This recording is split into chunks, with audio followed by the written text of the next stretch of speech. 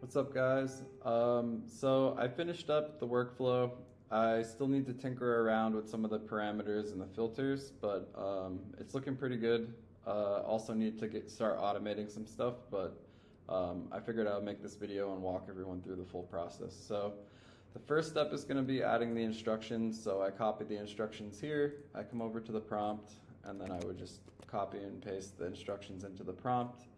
The second step is going to be the prompt itself. So here's the prompt. It's going through news, corporate development, financial health indicators, ratings, and leadership identification. So it's going to look through all this stuff that it can scrape for us, and so we'll fire that off. And then we just need to wait for the results here. So the next step is going to be the output. So it's going to go through our prompt and it's going to give us the output that's coming up next.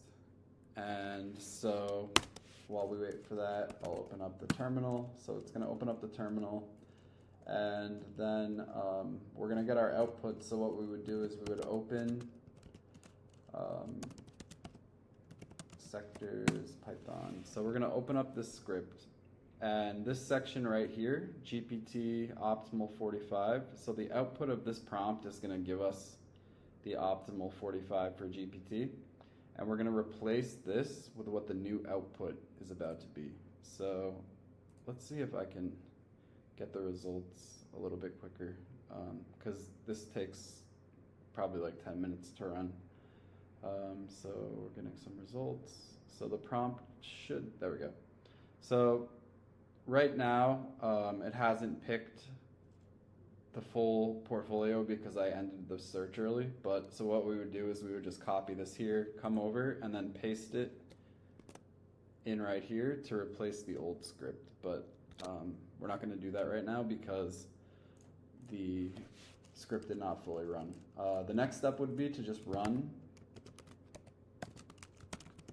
the master script. So we would just do Python 3 master, and that's going to run through the algorithm. There are 6 steps. It's going to get all the financial data from tastytrade, import it in, run it through a Black-Scholes model, and give us our return on investment percent and our percent chance of profit.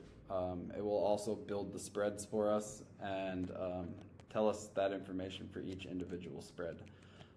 So I already have the output from that script. So it's going to run through, it's going to build the portfolio, it's going to test the connection, it's going to fetch the current stock prices, it's going to rank the stocks by liquidity, it's going to get the contracts for the spreads, it's going to get the Greek data, and then it's going to build the spreads and calculate the percent of profit and the return on the investment. The output will look like this right here. Oops. And that brings us to our next step. So our next step is going to be coming to the second prompt, and this is going to be for building our spreads. So we are going to come and we're going to attach the final credit spread comparison, which is the output of our algorithm that we just ran. So when that completes running, it's going to create this file. We're going to attach that, and then we just come down here and we get our prompt, which is going to rank all of the trades that we just calculated, and it's going to give us a sanity analysis where it's going to tell us if we should enter the trade, if we shouldn't enter the trade based on the news and the market and the economy, any events that are coming up, any of that good stuff. It's going to give us an entry plan and an exit plan, so we can run that, and the output should come out like this right here.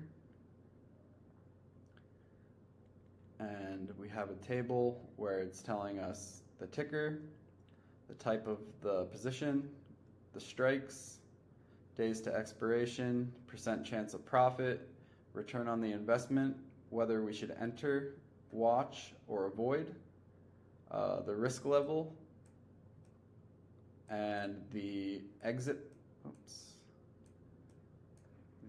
plan, and the justification for the position. So that is the workflow. That's everything. And I'm going to start working on automating things and then also messing around with some of the filters and the parameters in case like I lose. Also potentially some risk on the back end, getting trades closed and opened, knowing when to close out a trade, stuff like that. But that is everything. So yeah, I hope you guys, I hope this is helpful, and I will post another video when I have some more updates.